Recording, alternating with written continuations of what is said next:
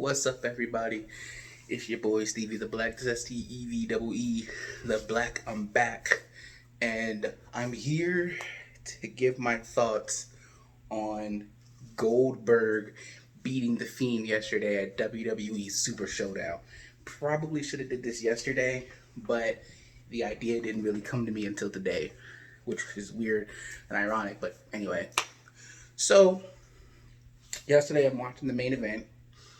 And in the back of my mind, I've heard all the rumors and everything, a possibility of Goldberg beating the Fiend at the show, and I was like, "There's no way. It's a possibility, but there's no way, really, right?"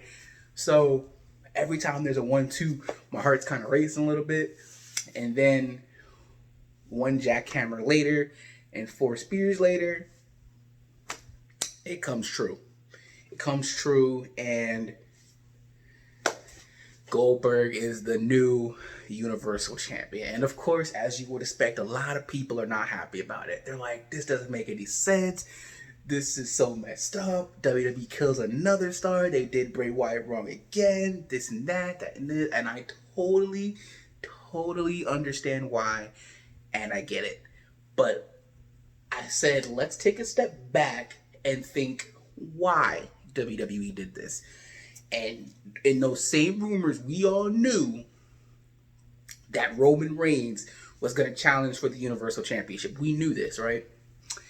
And ever since Roman Reigns came back from beating his cancer, the fans have been on his side. They've loved him, they've cheered him, all that stuff like that. Now, you can say a part of that is because he's not in the main event picture, and the other part of it is he was facing Baron Corbin, who people hate even more than they hate him. So there's that little thing right there. But for the most part, they were in love with him. They loved the guy. They didn't hate him, right? So in Vince's mind, he's thinking back to all the times that he tried to push Roman and the fans rejected and they booed and all that stuff like that. And they were like, yo, he doesn't want that to happen again, right? So his thinking is, if I take the belt off the Fiend and Roman beats Goldberg, they won't care. And you could... And that makes sense somewhat, because think about it. If it's WrestleMania season, people love the Fiend, right? If Roman Reigns beats the Fiend, it will be like a couple years ago when Roman Reigns beat The Undertaker. Yes, The Undertaker was old and he shouldn't have been in the ring anymore, but in everyone's mind, that's The Undertaker, right? So it's like, now people hate him even more. You remember the night after Raw when they wouldn't let that man say a word. They were throwing F-bombs at that man. I mean, it was just, they hated this man, bro. They hated him. And Vince is scared. He doesn't want to go back there. He does not want to go back there. So you can say, well, don't put Roman Reigns in that situation then. But Roman Reigns is the guy. Whether you want him to be or not, he is the guy. Okay? And sooner or later, he was going to get back in the world title picture. So in his mind of, why rather it be Goldberg than it be the Fiend, then you can I guess understand where he's going from. Plus, I've also heard other things like Vince wanting to sell pay-per-views to streaming services and everything like that. And you can profit off of Goldberg, right? As opposed to profit off the Fiend. People think of wrestling, they think of Goldberg. If you don't watch wrestling, you don't know who the Fiend is, right? So if you're trying to get into it, you're like, yo, what the heck is this? I don't know who this is. It's Undertaker wannabe person, right? But then you put Goldberg. Oh, I know Goldberg. Oh, okay. So he's thinking from a business perspective. Again, I'm not saying he's right and he's wrong, but I'm just we're trying to get in his head and see what he's thinking here, right? So we know it's going to be Roman Reigns, Bill Goldberg, WrestleMania 36. How do you save it? I mean, people were so upset. I saw so many people say, bro, I'm canceling my subscription. I'm not watching WrestleMania. I'm not going to WrestleMania. I'm done. This is stupid, blah, blah, blah, blah, blah, blah, blah, blah, blah. And again, I totally get it. I don't agree with the decision myself, but I understand why he did what he did. Doesn't mean it was right, but I understand why. So now, how do you fix it? Well, when Goldberg comes out tonight on SmackDown, he's going to be booed. He's going to be booed, plain and simple, because he beat the Fiend. And people love the Fiend.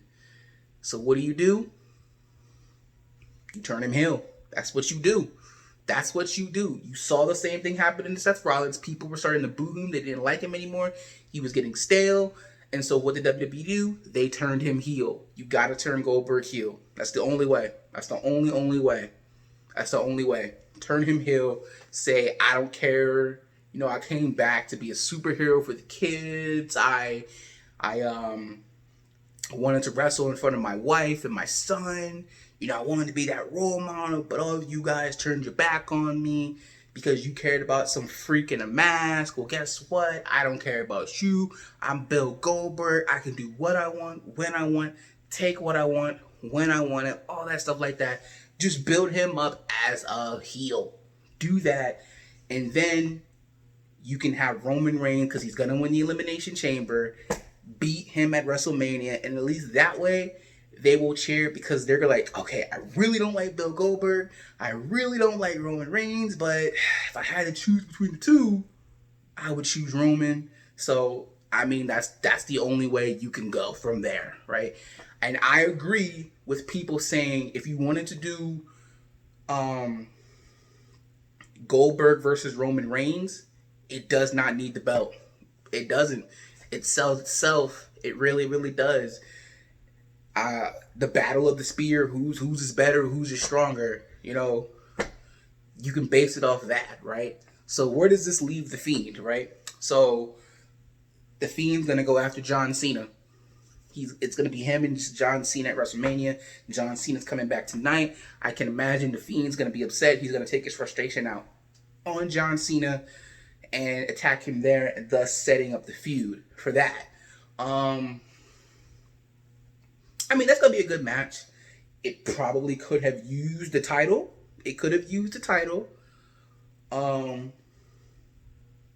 You know, Cena chasing after his... I mean, think about it. It really writes itself. First of all, you have a WrestleMania rematch between Bray and John Cena. Story writes itself. Another story in that story is John Cena trying to get his 17th World Championship, but in order to do that, he has to go up against a beast, a monster, a Fiend. He has to go up against something, so he has to climb this mountain so high, it's going to be darn near impossible for him to try and win his 17th world title. Like, you want it that bad, you gotta go through the Fiend. So that's how you do it. But doesn't mean he has to win. He can lose. It's fine.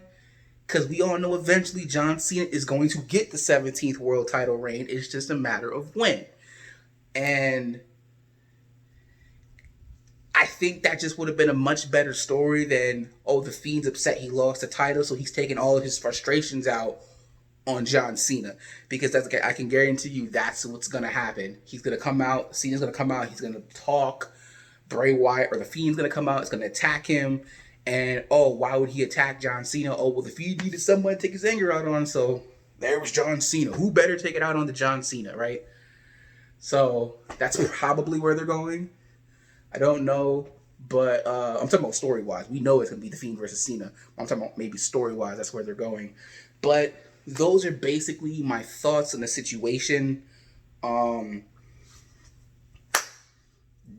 backed themselves into a corner. They backed themselves into a corner because they put the title on the Fiend before it was time.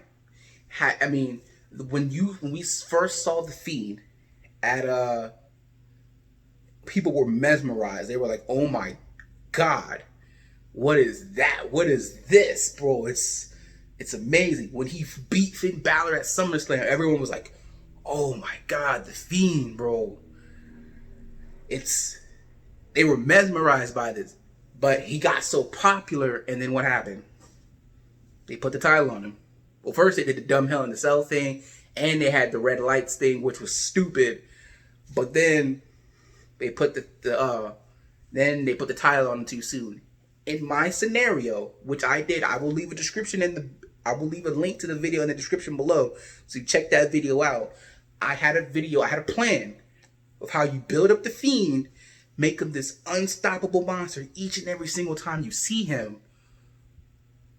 To him eventually, he will eventually win the Universal Championship, but it'll be at the Royal Rumble. So when he debuted at SummerSlam last year, you have SummerSlam up to the Royal Rumble where he would have beaten Seth Rollins for the title. Maybe you can even do it at TLC. I don't know. I don't really care. But you build him up by having him beat monsters like Braun Strowman and Brock Lesnar, maybe Bobby Lashley, maybe you throw in Roman Reigns. You have people that the Fiend keeps beating and people are taking it serious, like, oh man, who can stop this guy? Until you build him up, until you get him to the championship and he beats Seth Rollins for that title. And now you have another guy. It's a full circle here. It all comes back full circle. Finn Balor, who he's what do I call it? He's been traumatized by the Fiend. He's not himself, and so the only way for him to conquer said fear is to go back and beat the thing that started it, which was the Fiend.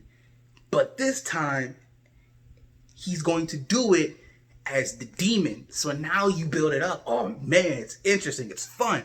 WrestleMania, because Finn Balor's going to win the Royal Rumble in that scenario. It would have been the Fiend Bray Wyatt versus the Demon King Finn Balor, or the Demon Finn Balor at WrestleMania. Oh my God, do you understand the tickets that would sell? That's the main event. That's your main event right there, boy. That's your main event. The Fiend versus the Demon. Oh, that's like Kane versus The Undertaker back at WrestleMania 14. It has that kind of potential. And yes, in that scenario, the Demon does beat the Fiend, but just think about what it took. It took the Demon to beat him. And yes, it's not a long title reign, but it still works. It's long-term storytelling. And that's how I do it. Again, I'm gonna leave a link to that video in the description below so you can check that out. It's a great video. You guys gotta check it out. But those are basically my thoughts. I know how you're feeling, but let me know in the comment section down below how you're feeling about this whole situation. Do you like my idea? And if you don't, tell me your idea. Tell me what you would have done. Let me know. I will text you guys. I will catch you guys later. And if you're not down with that, just got 2 words for you. Peace out, guys.